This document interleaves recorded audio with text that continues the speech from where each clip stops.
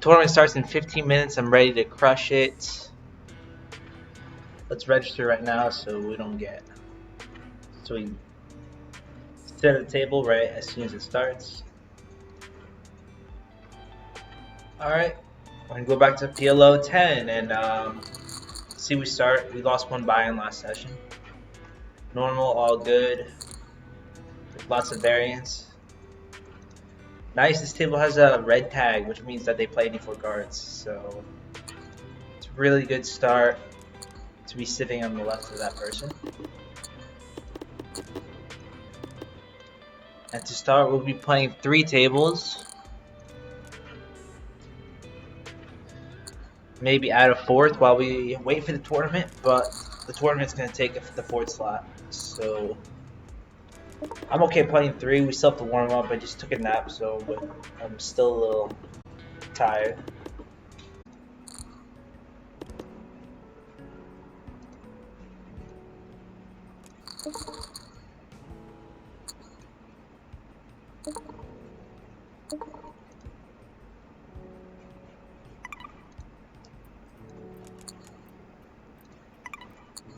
I'm going to overlimp this table because we're in position. We don't really want to raise because we have 0 full equity. And we hit top set. What a perfect card.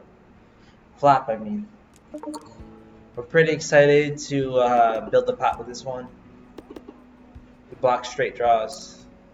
Getting there. Open-end straight draw 7-6. We get the aggro guy to bet.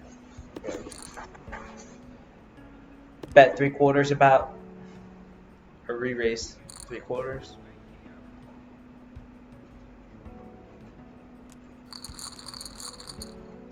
We hope he gives us action.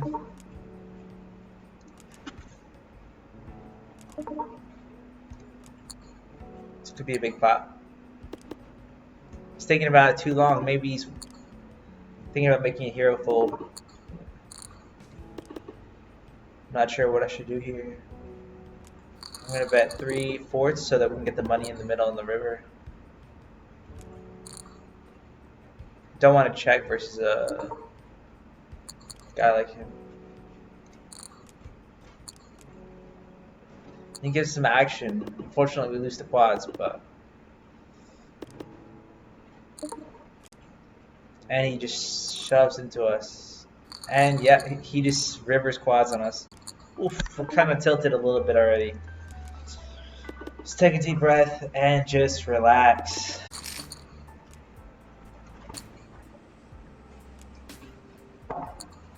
Water always helps me detilt. Here we're gonna splash the pot. There's nothing we can do. This guy limps in a spot. Both guys limp. It's pretty interesting when there's so much dead money in the middle. But who knows?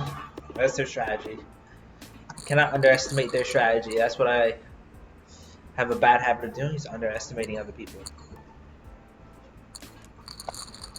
But I think everyone has their own strategies, and like sometimes every strategy has a merit to it, so there's no reason why you should underestimate it, for instance. And potentially pocket pairs that can river boats on us. And here we got a 3-betting hand, suited to the ace, king suited to the ace, in the small blind.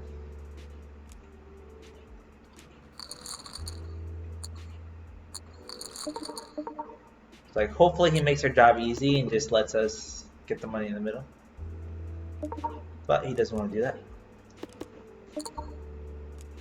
And I'm not sure if I should have led there.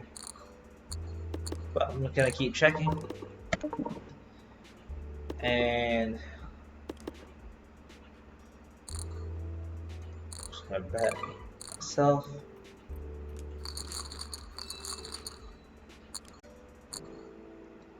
We're excited to start this tournament because these tournaments are really high value. Probably could have completed this one, but on the flop. Double suited hand. 2 Broadway. It's pretty disconnected, but double suited. The thing about tournaments is it's really hard for me to stay patient. Basically, my thought process is if it's early on in the tournament, you just have a lot of time to build your stack. So that's what I tell myself. I have just a lot of time to build my stack, and therefore it allows me to be more patient.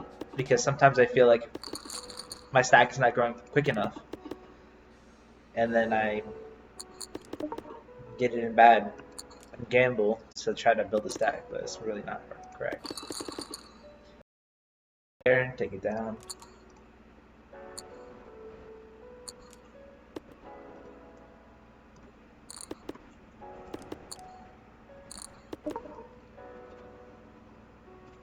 Really, people are gambling in PLO tournaments, so we really just need to be patient. Hope we run good, honestly.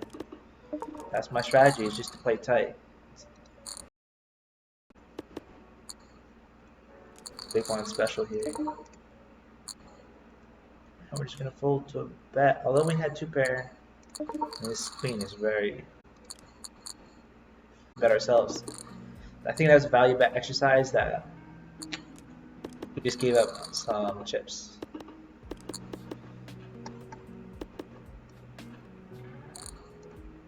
Let me take a note. I'm not doing any studying until I can take out of my bankroll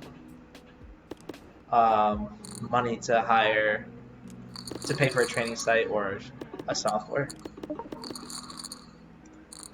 But I really think we can beat these stakes, and I just know for a fact that we probably should have bet there just from reviewing my own hands. But if you guys would help me out with that as well, that would be excellent. We have 4 Broadway cards suited to the ace. I'm gonna complete the small blind here. We got squeezed. We were suited to the ace, and it's not a good hand, but that means only there's no rake. I'm gonna check.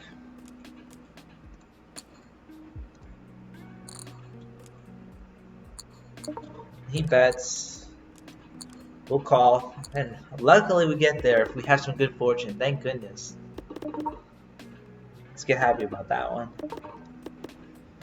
And I'm just gonna bet pot because I feel like people will have a hard time folding second nuts. Or maybe this guy has a set that he's not willing to give up. And he folds both. We got some good value on the turn. Nice. It looks good to see so many big blinds on this table. Thank goodness. We're looking to build a stack for sure. And we assume that we have the best hand. We're calling anybody that bet that wants to bluff. I don't think there was a reason for us to bet because nothing would call us. Worse would not call us, so I did not bet the queens. But I was aware that we had a good hand. Here we block straights and we have a flush draw as outs, so I'm gonna start betting with my blockers. Blocking the nuts with redraw.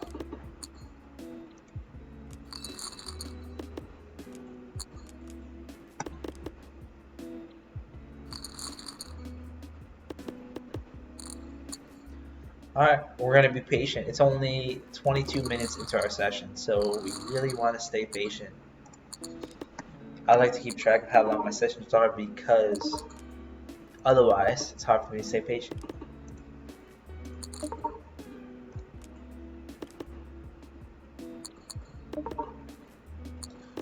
Not sure what we're looking at here. It looks like a gut shot with the 6 being our only out. Double gut shot. We go deuce as well. We're definitely not chasing that. There's not another gut shots to a large bet. We're not going to bet here because we don't have a club. So multi-way, everyone's playing their hand really. You don't want to bluff into 3 other players, especially if you don't have flush draw and there's a flush draw on the board.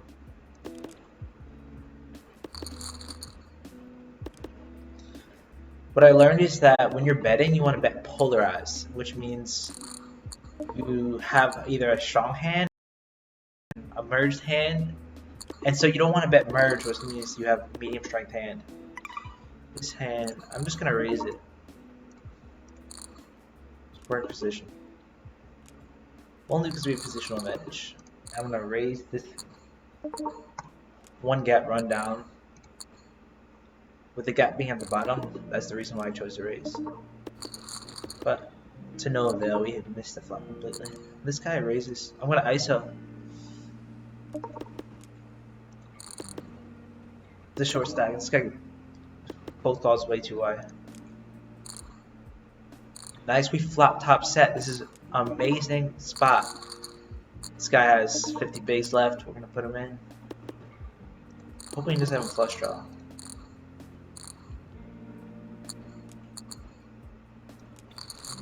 But I mean, we want the action. We want him to call because we have the best hand. We have the most equity by far. And on this table, we have top set again.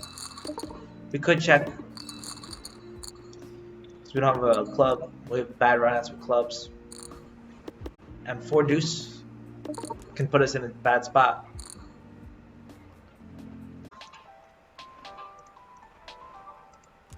Maybe I'll just say I'll be lazy. I'm being lazy.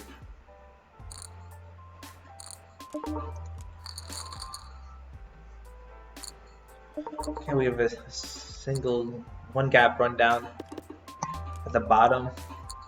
The queen high rundowns are good to play multi-wave because we can dominate lower rundowns.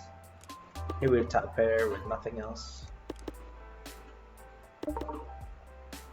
And we're gonna start betting his hand. This guy fast checks. He definitely doesn't have anything. We have gut shot. 2 pair and gut shot. Here we have top. 2 pair, we're gonna start betting ourselves. Gut shot. I'm trying to get used to putting in lots of volume again. I got a little bit burnt out before I stopped playing. I didn't stop playing for too long. I was just felt extremely unhealthy with how much volume I was playing. Coupled with the fact that I was losing a lot of money, so now we're starting over playing some low stakes. We're pretty happy. Or like, not as stressed. We want to build up the YouTube channel. We want to start creating content because that's really what I like to do, honestly. I want to share my experiences and be engaged with the community. We're definitely an ISO. I'm not sure if there's a point to ISO actually. I think the old me would have ISO'd, but what happens in this scenario is that they never fold. We run into like kings and we get crushed. We're not even ahead equity wise.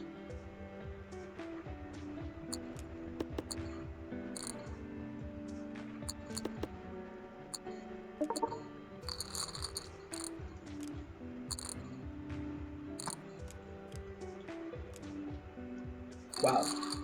We would have won the hand. We should just call. This guy's insane.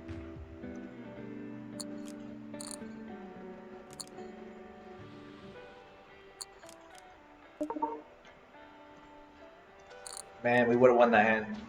That was a decent pot too. That was like full buy-in at least. Ace king. This guy had ace jack.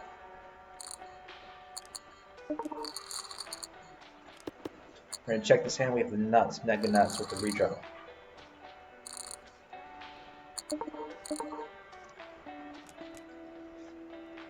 There it is.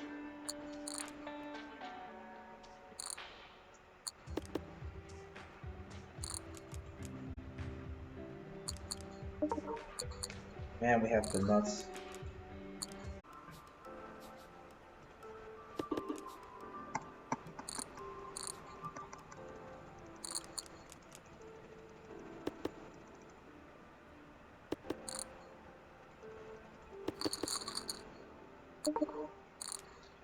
I have this very marginal hand. 3-bet it. Because I'm greedy.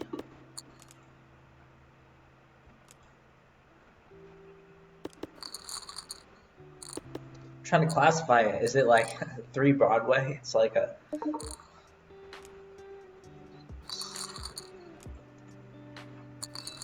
semi-connected. That's like the most connected and disconnected hand at the same time I've ever seen in my life.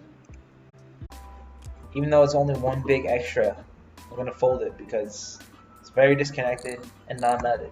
Multi-ways. I don't want to get trapped. There's lots of reverse implied odds. There's more reverse implied odds than there are implied odds, so I'm gonna fold.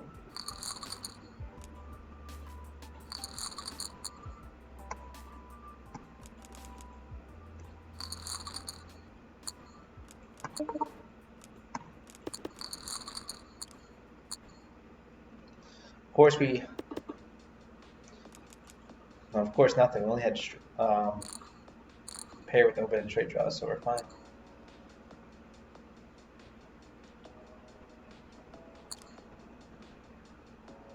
JK, we had 2 pairs, and that's the nuts. That always happens when we fold pre. Of course, there's only one big. Maybe we probably should have called. That was way too tight since we were double suited. Oh man, we hit quads.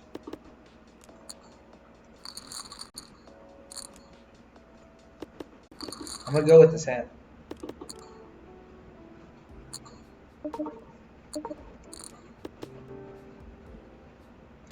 Alright, we'll just limp behind. EP opens, and we still have 6 bigs, so we'll work with it. Pair with a set and an open and straight draw. A gut shot. We're gonna start off by betting.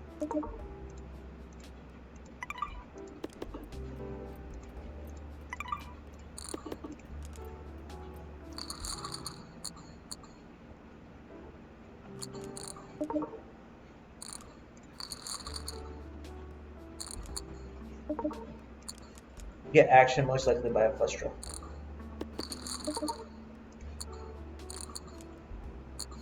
Nice. We rivered the nuts.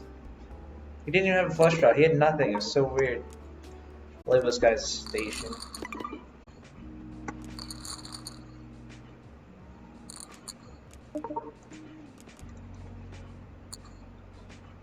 And we're gonna do a min raise. I think under like 30 bigs, we only min raise. This guy had 3 bets. We're gonna call. Do we think maybe we should just put the money in?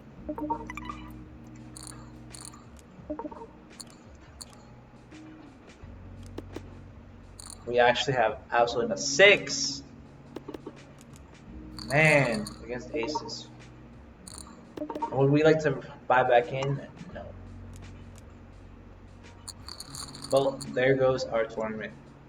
Not sure if that's a panic shove or what. Maybe we should just fold that hand. I really don't like that spot. Yeah, well, that gives us an excuse to open another table. And also, we have the opportunity not to take a break if we need it. I sort of do need it, so say we played for an hour. I think I will use this opportunity to take a break.